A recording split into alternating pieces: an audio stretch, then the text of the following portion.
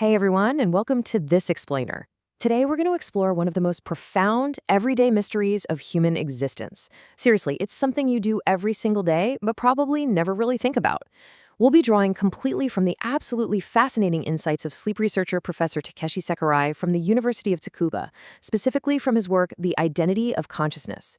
We're going to examine a journey you take every single night, one that fundamentally questions the very core of who you actually are. Okay, let's dive into this. Every single night, the quietness gathers behind your eyelids. The weight of your physical body kind of pulls you to the shores of your mind, and you experience a total, complete stoppage of consciousness.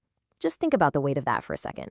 When you wake up, the light seeps back in, the sounds of the morning return, and you just naturally accept that you're the exact same person who closed their eyes hours ago. But are you? I mean, really? Professor Sakurai points out something quite incredible about this daily habit of ours.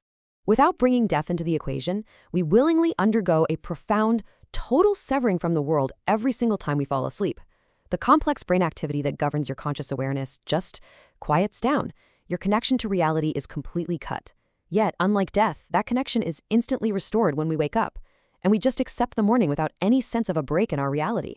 As Sakurai puts it, it's like a seamlessly edited film, secretly spliced together to connect smoothly to the next frame. The narrative of your life feels entirely unbroken, even though a massive gap literally just occurred. So, part 1, the spotlight of consciousness. To truly grasp what happens to you in the dark of night, we first really need to understand your waking mind. Think about the number 7, give or take 2. This number is the absolute biological limit of your conscious brain's capacity at any given moment. Out of the vast, incredibly complex web of your brain's constant firing activity, consciousness is just this tiny, narrow spotlight. The area that spotlight illuminates is what you recognize as what I am thinking or what I'm feeling right now. And when you really look at the science, man, that spotlight is shockingly narrow. That number, 7 plus or minus 2, represents the strict capacity of your working memory. It's a highly specialized system that temporarily holds and processes elements. And get this, it can only hold those few elements for mere tens of seconds at a time. Because this capacity is so incredibly limited by our human biology, your brain constantly acts as a strict filtering device. It uses your attention to decide what actually gets to step onto the illuminated stage of your mind. And by making that choice, it leaves absolutely everything else waiting in the dark shadows just off stage. So you can kind of picture how these layers stack up to form your mind. Right at the very top is that tiny spotlight of active awareness. It's super bright, but exceptionally small. Just outside of that light lies the subconscious. It's sort of a twilight layer filled with fragments of unspoken thoughts, background observations, and floating emotional states. And finally, resting beneath it all, is an immeasurable vast sea of unconsciousness. Your active waking mind is essentially just floating on top of this massive hidden ocean, entirely unaware of the depths below. Moving on to part 2, updating the sleeping self. So what actually happens when the sun goes down, you close your eyes, and that tiny spotlight is completely switched off? Well, we surrender ourselves to the depths of the unconscious. You might think of sleep as your brain simply shutting down for the night, but it absolutely does not. The spotlight is off, sure, but the theater is incredibly busy. In the dark, your brain goes to work. It meticulously organizes billions of synapses. It sorts through the dizzying array of your daily memories, deciding what to keep and what to toss out. It reweaves your emotional responses to help you cope, and it actively restructures your experiences to prepare you for the future. The unconscious mind is in there performing vital, heavy-lifting tasks while you're entirely unaware. Now, what's really interesting about this slide is how Professor Sakurai frames this nightly transformation in a fascinating, almost mathematical way. If we call the person you were right before you fell asleep self-N, then the person who wakes up the next morning is self-N plus 1. Over those 8 hours, you have been biologically reorganized. You are technically a newly updated, upgraded version of yourself every single morning. Your brain has physically and structurally changed during the night. The person who went to sleep is fundamentally not identical to the person who wakes up. So why don't you feel like a new person, right? Why isn't waking up just an incredibly jarring experience every single day?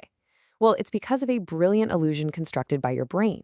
Our sense of a continuous self is tied together by 2 crucial things: memory and context. Even if your sense of time gets a little vague while you sleep, your brain wakes up with the firm, unshakable conviction that an appropriate amount of time has passed. This conviction of context, combined with your stored memories, seamlessly stitches self N to self N plus 1. It completely covers the gap, guaranteeing the illusion of an unbroken timeline. Pretty clever, right? Which brings us to part 3, sleep versus general anesthesia.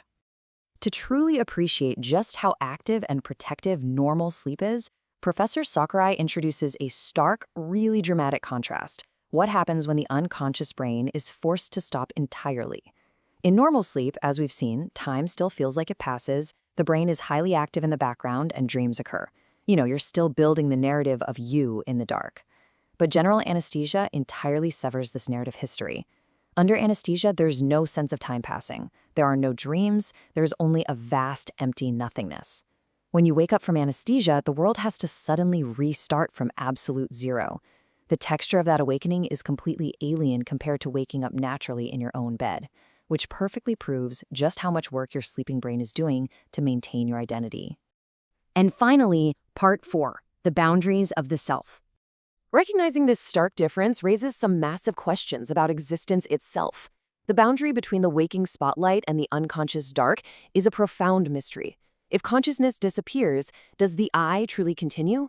If I'm fundamentally not here to observe it, does the world continue for me? How much of your core identity is actually defined by that tiny 7-item spotlight versus the vast ocean beneath it? These aren't just late-night dorm room musings either. This hard science deeply informs how researchers are currently thinking about the reality of artificial hibernation, the biological definitions of death, and even whether artificial intelligence could ever actually house this fragile, flickering light of true consciousness. Which brings us to our final thought. The boundary where the self maintains its shape in the dark and emerges again each morning is nothing short of a daily miracle. As Professor Sakurai beautifully states, consciousness is merely a brief light on a dark sea. Yet, night after night, we extinguish that light, trusting implicitly that we'll seamlessly weave our story back together in the morning.